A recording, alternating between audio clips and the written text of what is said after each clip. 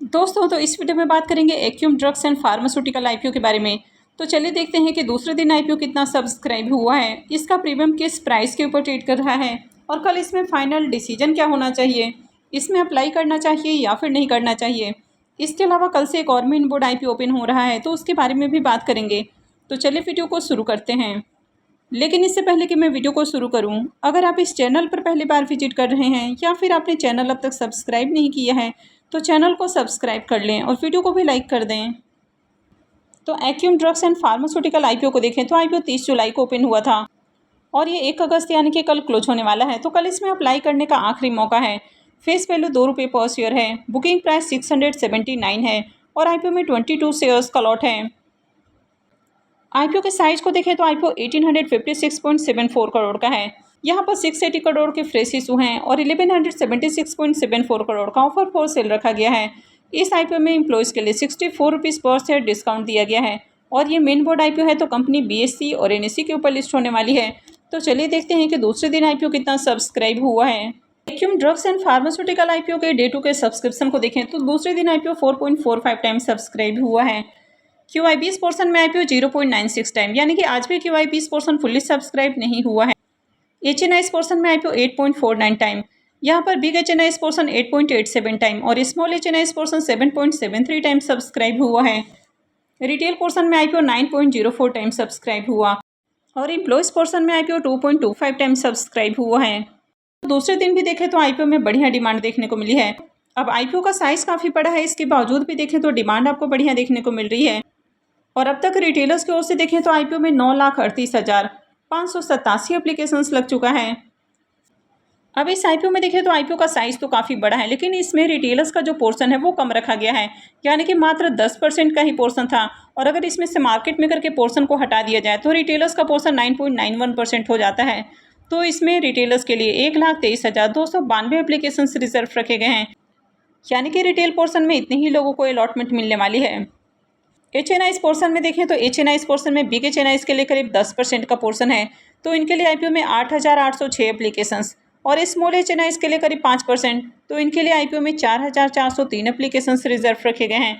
तो यहाँ पर अगर आपके पास इनफ फंड है तो फिर आप बिग एचएनआई पोर्शन को टारगेट कर सकते हैं, क्योंकि जिस तरह से आईपीओ में आपको सब्सक्रिप्शन लगते हुए देखने को मिल रहा है, तो आईपीओ का साइज बड़ा होने के बावजूद भी यहाँ पर रिटेल पोर्शन में अलॉटमेंट मिलना बहुत टफ होने वाला है, क्योंकि रिटेलर्स का पोर्शन बहुत कम रखा गया है और आईपीओ में बम्पर डिमांड देखने को मिल रही है।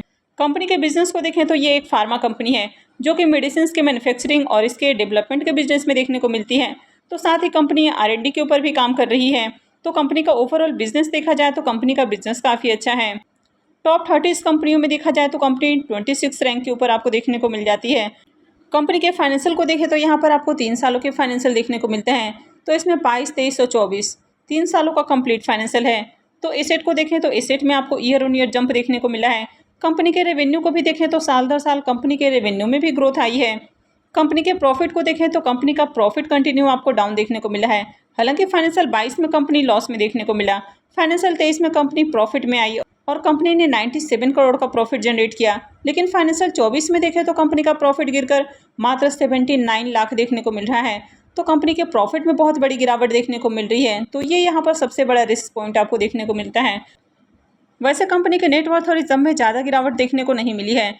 कंपनी के बोरोइंग्स को देखें तो कंपनी के ऊपर बहुत ज़्यादा कर्ज भी नहीं है, 491 करोड़ का डेट है। इससे कहीं ज़्यादा कंपनी के पास रिजर्व है। लेकिन यहाँ पर सबसे बड़ा जो नेगेटिव पॉइंट है कि कंपनी के प्रॉफिट में गिरावट देखने को मिल रही है। तो कंपनी का जो ओवरऑल फाइनेंशियल है वो ज़्यादा अट्रैक्टिव नहीं है।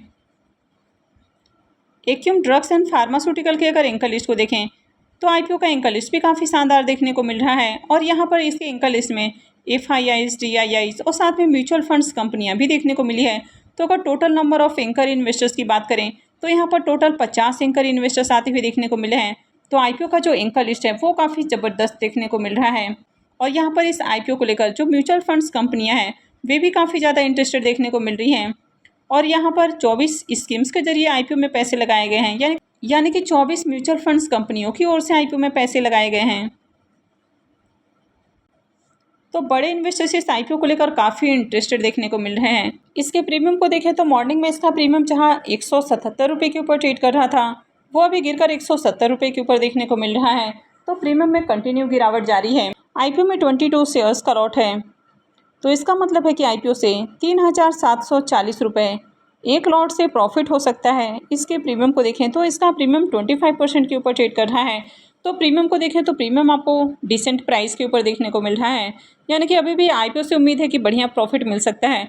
वैसे कंपनी के बिजनेस को देखें तो कंपनी का बिजनेस तो अच्छा है, लेकिन कंपनी के फाइनेंशियल बिल्कुल भी अट्रैक्टिव नहीं है। तो इस तरह की कंपनियों में लॉन्ग टर्म के लिए जाना थोड़ा रिस्की हो सकता है। हालांकि जिस तरह से अभी ग्रे मार्केट में प्रीमियम देखने को मिल रहा है और आईपीओ में देखें तो बढ़िया सब्सक्रिप्शन भी देखने को मिला है, यानी कि हर पोर्शन में डिमांड आ रही है। तो ऐसे में आईपीओ में लिस्टिंग गेन के लिए अप्लाई किया जा सकता है। वैसे प्रीमियम में लगातार गिरावट जारी है, तो ये इसमें थोड़ा सा आपको एक रिस्क देखने को मिल जाता है। तो अब तक QIBs की ओर से ज़्यादा एप्लीकेशंस नहीं लगा है, तो अगर आप इसमें रिस्क नहीं उठाना चाहते हैं तो पहले आप देख लें कि इसमें QIBs की ओर से किस तरह की डिमांड आ रही है और उसके बाद ही अप्लाई करें। वैसे आईपीओ का जो एंकर लिस्ट है वो काफ़ी शानदार देखने को मिला है, 50 एंकर इन्वेस्टर्स आए हैं, तो उम्मीद है कि QIBs की ओर से भी बढ़िया सब्सक्रिप्शन देखने को मिलेगा। तो अगर QIBs की ओर से बढ़िया सब्सक्रिप्शन देखने को मिलता है तो इसमें अप्लाई किया जा सकता है। वैसे ओवरऑल जिस तरह से यहाँ पर डिमांड है तो अप्लाई करने का रिस्क लिया जा सकता है और आईपीओ से बढ़िया प्रॉफिट भी मिलने की उम्मीद है, यानी कि इस आईपीओ से भी आपको ठीक ठाक प्रॉफिट हो सकता है। तो आपने अब तक इस आईपीओ में अप्लाई किया है या फिर नहीं किया है तो कमेंट करके ज़रूर बताएं। तो चलिए बात कर लेते हैं कल से ओपन होने वाले आईपीओ के बारे में। नेक्स्ट आईपीओ सेगल इंडिया आईपीओ। ये आईपीओ 1 अगस्त यानी कि कल से खुलने वाला है और 5 अगस्त को क्लोज होगा। फेस वैल्यू 5 रुपये पर शेयर है। बुकिंग प्राइस 401 है और आईपीओ में 37 शेयर्स का लॉट है। आईपीओ 1252.66 करोड़ का है। यहाँ पर 684.25 करोड़ के फ्रेश इशू हैं और 568.41 करोड़ का ऑफर फॉर सेल रखा गया है। इस आईपीओ में एम्प्लॉयज़ के लिए 38 रुपीज़ पर शेयर डिस्काउंट दिया गया है और ये मेन बोर्ड आईपीओ है, तो कंपनी BSE और NSE के ऊपर लिस्ट होने वाली है। आईपीओ के रिजर्वेशन पोर्शन को देखें तो आईपीओ में QIBs के लिए 50% का पोर्शन है, रिटेलर्स के लिए 35% और एशियन आइज के लिए 15% का पोर्शन है। तो इस आईपीओ में एंकर इन्वेस्टर्स की ओर से बिडिंग आज ही देखने को मिली है, लेकिन अब तक इसकी एंकर लिस्ट नहीं आई है। तो जैसे इसकी एंकर लिस्ट आती है मैं आपके साथ शेयर करूंगी। वैसे सेगल इंडिया आईपीओ के प्रीमियम को देखें तो मॉर्निंग में इसका प्रीमियम जहां 70 रुपीज़ के ऊपर देखने को मिल रहा था वो अभी 85 रुपीज़ के ऊपर देखने को मिल रहा है। तो प्रीमियम में उछाल देखने को मिल रहा है और आईपीओ में 37 शेयर्स का लॉट है। तो इस आईपीओ से 3,145 रुपये एक लॉट से प्रॉफिट हो सकता है। इसके प्रीमियम को देखें तो इसका प्रीमियम 21% के ऊपर ट्रेड कर रहा है। तो इसके प्रीमियम को भी देखें तो प्रीमियम डिसेंट प्राइस के ऊपर देखने को मिल रहा है। तो अब तक इसकी एंकर लिस्ट नहीं आई है, तो जैसे इसकी एंकर लिस्ट आती है तो मैं आपको अपडेट कर दूंगी। तो आगे भी इसी तरह की और भी अपडेट से जुड़े रहने के लिए चैनल से जुड़े रहें और चैनल को सब्सक्राइब करके रखें। और अगर आपने इस वीडियो को अब तक लाइक नहीं किया है तो वीडियो को भी लाइक कर दें और वीडियो को अंत तक देखने के लिए आप सबको बहुत बहुत धन्यवाद।